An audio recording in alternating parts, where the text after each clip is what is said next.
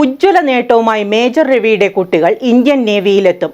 Pre recruitment selection camp ജനുവരി 11 അങ്കമാലിയിൽ നടക്കും. രാവിലെ 9 മണിക്ക് അങ്കമാലി ഡോൺ ബോസ്കോ സെൻട്രൽ സ്കൂളിലാണ് പരിശീലന പരിപാടി.